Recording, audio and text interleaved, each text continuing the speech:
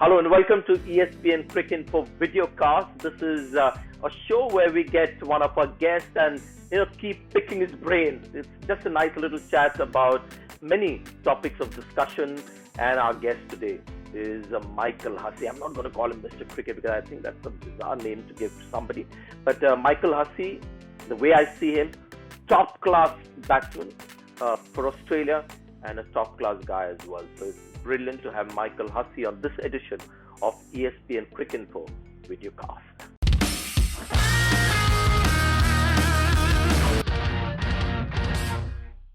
Michael Hussey, nice to have you on board. This is brilliant. I can see the window being shut down behind you. Are you allowed to look outside in the lockdown? We are allowed to look outside, Sanjay. We're allowed to go out and exercise, so that's okay. Good. It keeps us sane. But other than that, we're pretty much locked down, unfortunately. You mentioned Michael Bevan as one of your heroes, or somebody that you tried to emulate with finishing innings. You were brilliant. I mean, you've got a great record. The stats are there for everyone to see how you were good at finishing matches. Tell us about your mantra about a run chase, a stiff one. What was your mantra? Was there one particular gospel that you went by? Oh, well, I just tried to play the situation of the game. Keep an eye on the run rate required and just try and keep that in a manageable way. You've given me a few plaudits about finishing, but you need the guy at the other end to be helping you out. And I was very lucky to have some wonderful middle order players to work with at the other end to help chase down a big target. I love batting with guys like Ricky Ponting. I love batting with Andrew Symonds, Michael Clarke, fantastic players in their own right, and certainly helped me in those tricky, precious situations. But I guess if there's one thing, Sanjay, that stands out, and I was a nervous guy and I stressed a lot out there and I worried that, that we weren't going to get there. But pressure's a big thing, and how you handle pressure. Yeah. And I got nervous, no question about that, and I got worried that we were going to lose, but I saw pressure as an opportunity because you can either succumb to the pressure and make it lose your focus, or it can narrow your focus, and pressure's an opportunity for you to do something really special. And that's the way I looked at it, and I thought, wow, if I can be here at the end and I can help Australia win this game, if I can handle this pressure, then the feeling I'm going to get at the end of the game, or when I put my head down on my pillow tonight, it's the best feeling you can possibly have. So I think that really motivated me. And so how you look at pressure. If you see it as something that's going to you're going to succumb to it. Yeah, for example, there could be also this feeling that the onus is on you, big game, onus on you to win. There aren't too many recognized batsmen. And what if you lose the game in trying to play till the very end? Because that's another thing that you've got to handle. So that thought, does it come in, or you can't allow it to come in, or you sort of understand it? How do you handle that little monkey on your back? No, it's a good question. In between balls, my mind was just ticking all the time. I was chatting to my mate down the other end. How are we going to do this? What do you reckon? If I was batting with the tail especially, it's right, okay, where can you get your single? Get me back on strike. I'll try and hit a 4 off the second last ball. Then we're going to get a single. All these little plans and different ideas we were communicating all the time. But the most important thing is to switch on when the bowler's about to bowl. You can't have too many thoughts going through your mind.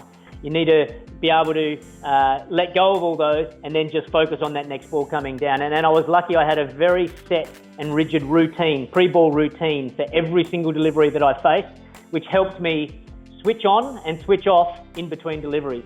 And premeditation, was that a big part of your game, or once you got in there, you're just sort of looking at the ball, looking to hit it, or there was some kind of premeditation?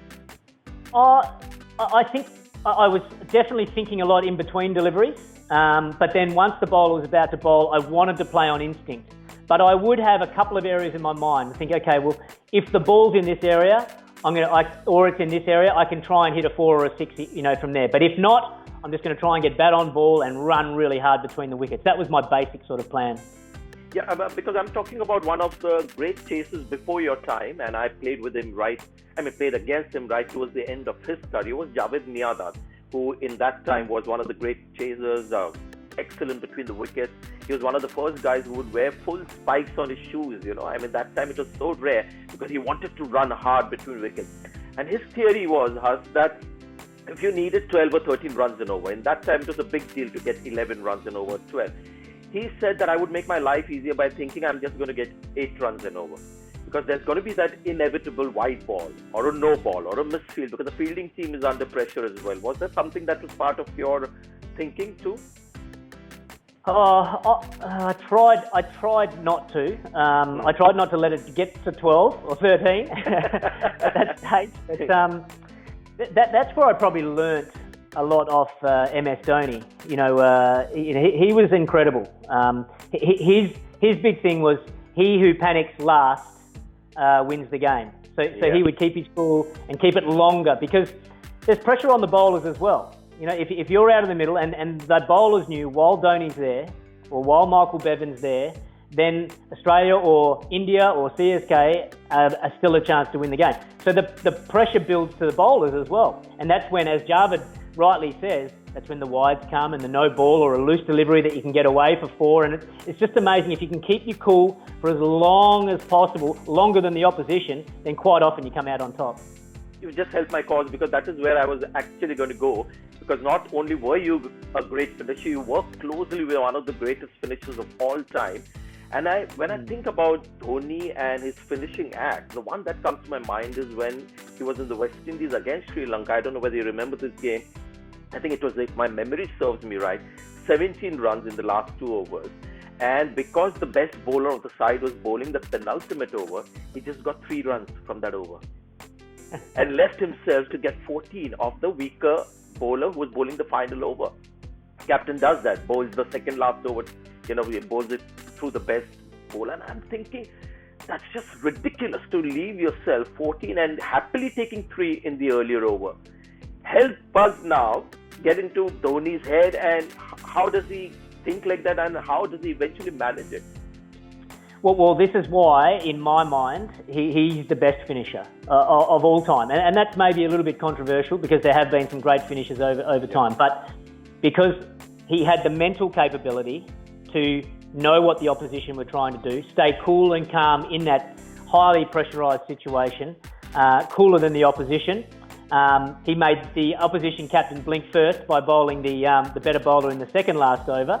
But then the other thing that Dhoni has that not many other players, and finishers have is unbelievable power. He knows, he's got the belief in himself where he knows when he needs to clear the ropes, he can do it. Now, for me personally, I didn't have that belief in myself that when I had to hit it. How was Michael Bevan such a powerful hitter? Exactly, he was much the same.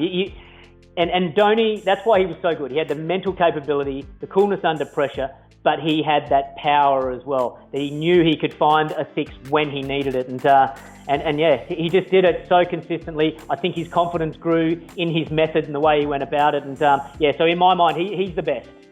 Yeah, and I'm also thinking now, I've got to ask you this because there have been stages when he's tried the same thing, the tried and tested formula that has worked for him more often than not. But there have been occasions, the big stage, when he's tried the same thing, hasn't happened. But he will go into the next game and the game after that trying the same formula. Now, as a human being, I'm trying to think, somewhere you feel that you could end up being the villain of that night on the big stage. I took it till the very end and I couldn't win the game. I know he thinks better than all of us. I'm sure he's rationalized that as well. But tell us about this because I'm thinking, gosh, he's taking it right till the very end. What if he can't win the game and how does he handle it? And what is he thinking at the time? Well, again, this is another one of, in my opinion, one of his great strengths is that, yes, it's a hard game. You're not going to be able to win every game. There's going to be times when he's playing his way and it doesn't work out. But that's the game. And one of his great abilities is he won't take on that defeat for too long. Yes, he's disappointed, no question. Everyone's disappointed, but he'll get over it quickly and look forward to the next match. And that's a very important, I think, trait to have. That the greatest players that I've seen, and one that springs to mind is Ricky Ponting.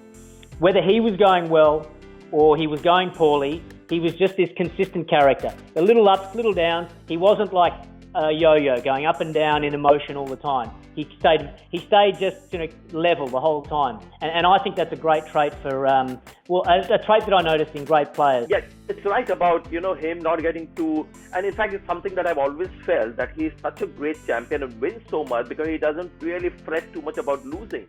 Because I've seen Dhoni as captain when he's won a game, but he's not happy from the inside because he's not happy with the way his team has won the game.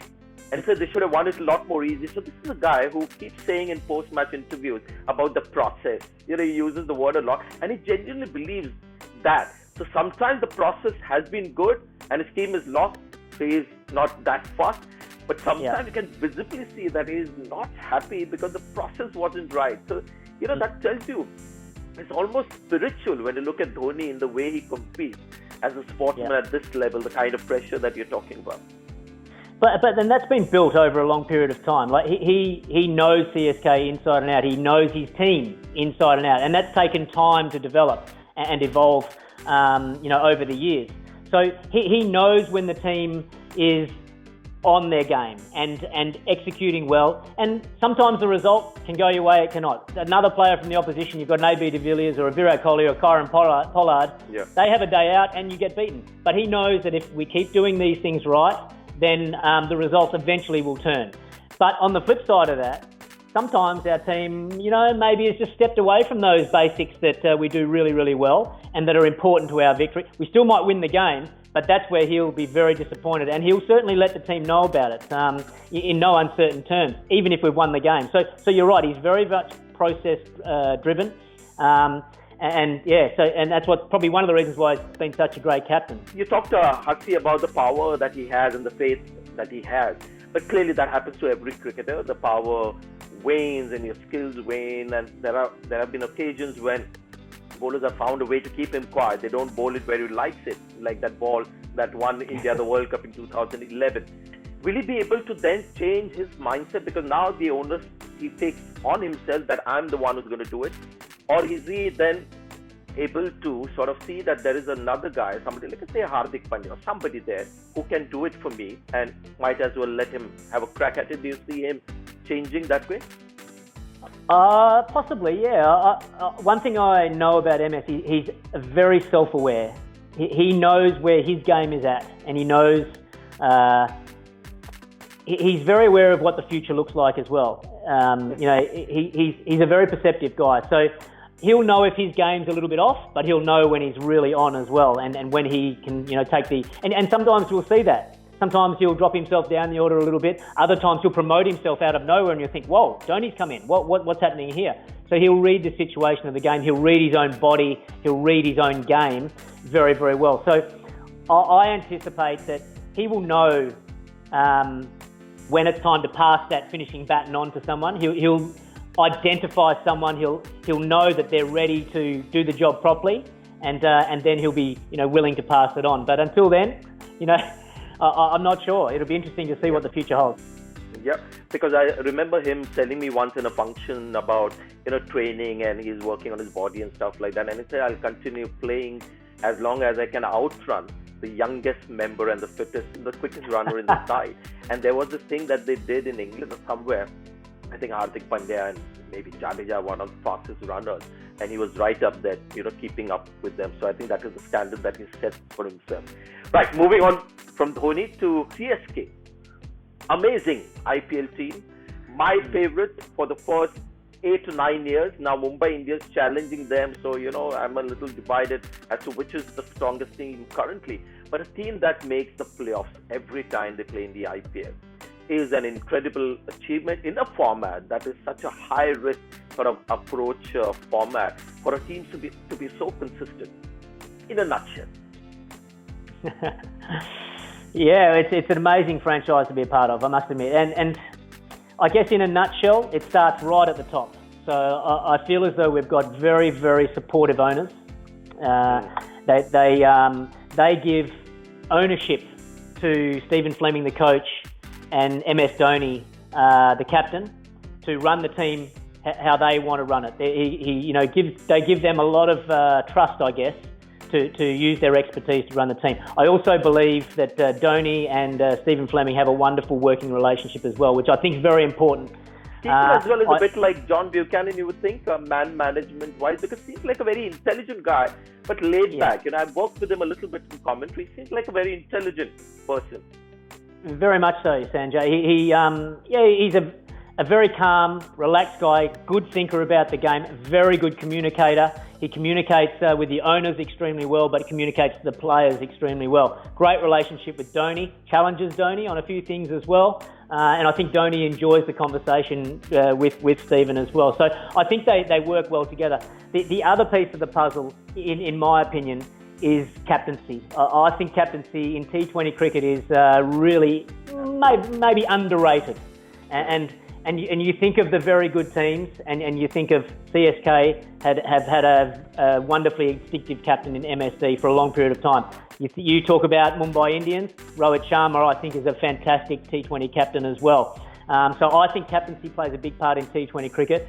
And then the last ingredient is what Dhoni, Fleming, the owners, the foresight they've had. They've picked good players, particularly good Indian players, and then they've stuck with them for literally the full 10 or 11 years that the competition's been going. They've shown a lot of faith, enormous faith, and there's been a great continuity in that team for a long, long period of time. Once you've got that continuity, you learn about how each other work and how each other play. You build those relationships, you build the trust.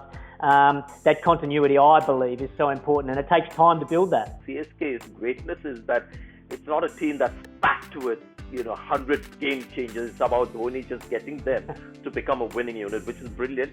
So the final question, of course, which I'm very interested in, is that CSK has a certain culture. You said the owners leave it to the leadership in the team. Now, is that possible after Dhoni leaves CSK at some point of time? And how do you think CSK is going to be post Dhoni, the captain and player? Well, that's the $60 million question, Sanjay. I don't think anyone knows. I'm going to be intrigued myself. It's going to be a tough act to follow, whoever the captain is, to follow someone like MS Dhoni. I'm sure the owners are going to want to keep MSD involved in the team as a mentor or part of the organisation in some way. So I'm sure he'll be around, helping out as much as he possibly can. However, it is. You're right. It's a changing of the guard when this happens. Now, I'm hoping personally it's in another 3 or 4 seasons. But we don't know. That'll be MSD's call. But it's going to happen at some stage. It's inevitable. And basically, I don't know, maybe CSK will start all over again, try and build a brand new team and use that same philosophy going for the next decade of IPL. It's going to be probably more challenging this time because I guess all the other teams have an opportunity to retain their best players, whereas when we first started with CSK, it was open slather. We could pick out of anyone in the whole world who we wanted to get, and that's how things were started. But I believe it's going to be more challenging moving forward.